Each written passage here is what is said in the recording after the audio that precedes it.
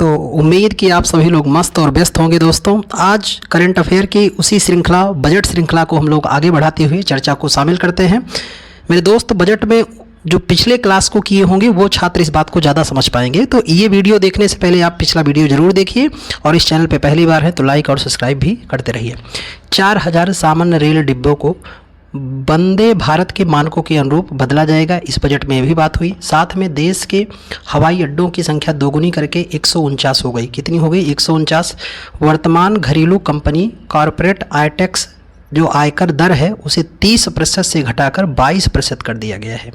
विनिर्माण यानी बनाने वाली जो कंपनियां होती है वो नई कंपनियों के लिए कॉरपोरेट इनकम टैक्स की दर 15% कर दी गई है। यह भी इस बजट की खास बात रही। इस बजट की कुछ खास बात जो है, केंद्र सरकार ने 2024-25 के बजट में जो कुछ व्यय किए हैं उन पे बात करें।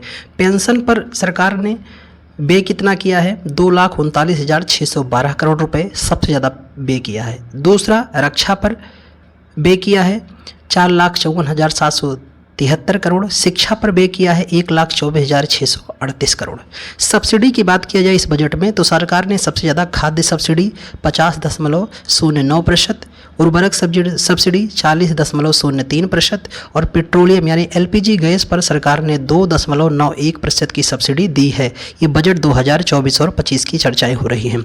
अगर हम लोग कुछ योजनाओं पे बात करें कि सरकार ने किन किन योजनाओं पे सबसे ज़्यादा पैसा निर्गत किया है यानी व्यय किया है, तो मनरेगा सबसे ज़्यादा 86,000 करोड़ रुपए का सरकार ने इस पे बजट जारी किया है। दूसरा सबसे ज़्यादा बजट किस योजना पे जारी किया है? ये क्रम है मेरे दोस्त, बिल्कुल इसे ध्यान रखना। तो प्रधानमंत्री आवास योजना पर लगभग 80,671 करोड़ रुपए का व्यय किया है। जल जीवन मिशन पर तीसरे नंबर पर और चौथे नंबर पर पीएम किसान। पैसे आपको याद रखना नहीं ज़रूरी है, पर जो कुछ आरओ की तैयारी कर रहे होंगे सिविल की, वो इस डाटा को याद रखेंगे। बाकी आपको क्रम याद रखना है कि सरकार ने किस योजना पे सबसे ज़्यादा किस योजना पे व्यय किया है और उसके बाद दूसरे नंबर पे कौन है। बात करते हैं बजट के कुछ विविध स्वरूपों की कि 2023 में जहां विश्वविद्यालयों की संख्या बढ़ करके कितनी हो गई?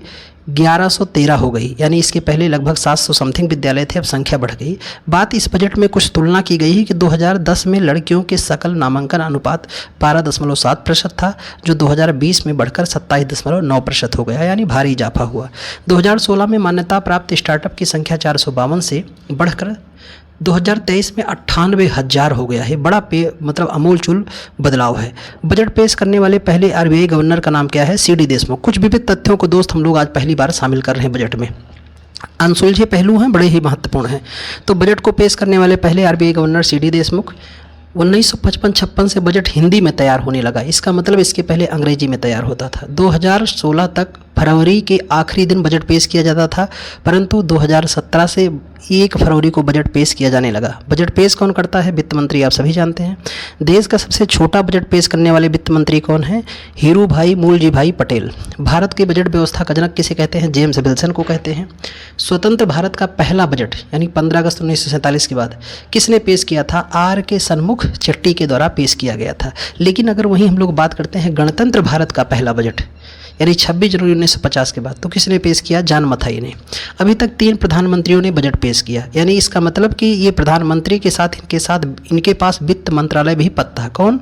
पहले हैं पंडित नेहरू, दूसरे हैं इंदिरा गांधी, तीसरे हैं राजीव गांधी जी ने ये प्रधानमंत्री रहते हुए भी बजट पेश किए हैं। और सर्वाधिक 10 बार बजट पेश करने वाले वित्त मंत्री कौन है? मोरारजी देसाई। देश का पहला पेपरलेस बजट कब पेश किया गया? 2021 में। और बजट को संविधान में यानी 21 शब्द का संविधान में उल्लेख नहीं है बजट का, बल्कि इसकी जगह कौन सा शब्द मिलता है? वार्षिक वित्तीय विवरण कहा जाता है। इतनी बात ध्यान रखना। ओनली सक्सेस के इस प्लेटफॉर्म पे आप लोगों का मैं पुनः स्वागत करता हूँ। और अब हम लोग शुरू करते हैं उत्तर प्रदेश के बजट की कुछ चुनिंदा खबरों को। उत्तर प्रदेश में जो बजट का स्वरूप रहा वो लगभग 7,36,437.71 करोड़ रुपए का अनुमान प्रस्तुत किया गया था। इस बजट को पेश किया था उत्तर प्रदेश के वित्त मंत्री सुरेश कुमार खन्ना ने। समावेशी विकास के लिए बजट पेश किया गया था। इस बजट की कुछ प्रमुख बातें क्या हैं कि राष्ट्रीय फैशन प्रौद्योगिकी संस्थान की स्थापना की जाएगी। 2 मेगा IIT और 69 ITI का उन्नयन किया जाएगा। 2 का स्थापित किया जाएगा और 69 को पुनः सुधारा जाएगा। साथ में कुछ प्रमुख बातें यह रहीं कि sports science and injury centre की स्थापना होगी। कन्या सुमंगला योजना में 15,000 से धनराशि बढ़ा के 25,000 कर दी। इसे इंपॉर्टेंट कर लेना, ये पूछे जाने की संभावना रहेगी। वरिष्ठ नागरिक कल्याण कोष की स्थापना किया जाएगा। मुख्यमंत्री युवा उद्यमी विकास अभियान शुरू किया गया है। बुंदेलखंड औद्योगिक विकास प्राधिकरण का भी गठन किया गया किसी बजट में, इसी बजट में उत्तर प्रदेश के। साथ में गंगा, आगरा, लखनऊ और पूर्वांचल एक्सप्रेसवे को जोड़ने के लिए 60 किलोमीटर का नया लिंक एक्सप्रेसवे भी बनाया जाएगा। आईआईटी कानपुर में 500 बिस्तर सुपर स्पेशलिटी अस्पताल वाले school of medical research and technology की स्थापना की गई। प्रयागराज कुंभ संग्रहालय की स्थापना की गई। निजी टेबल की बिजली दरों में 100% सरकार सब्सिडी देगी, यानी एक भी पैसा सिंचाई का आपको नहीं देना है। मुख्यमंत्री लघु सिंचाई योजना की शुरुआत की गई। गन्ने की राज्य परामर्श मूल्य में 20 रुपये प्रति कुंटल का इजाफा भी किया गया है। ये भी बजट की खास बात है। अब हम लोग बात करते हैं उत्तर प्रदेश सरकार ने कितना खर्च किया किस पर।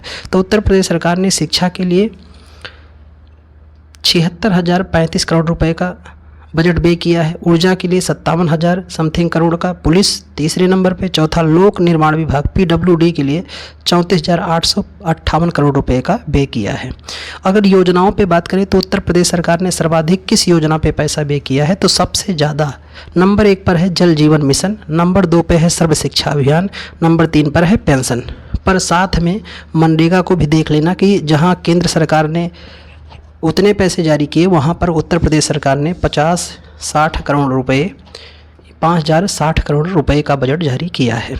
उत्तर प्रदेश का इस बजट में पहला स्थान रहा है, जैसे प्रधानमंत्री मुद्रा योजना में, प्रधानमंत्री जनधन योजना में, प्रधानमंत्री स्वनिधि योजना में, प्रधानमंत्री सुरक्षा बीमा और अटल पेंशन योजना में।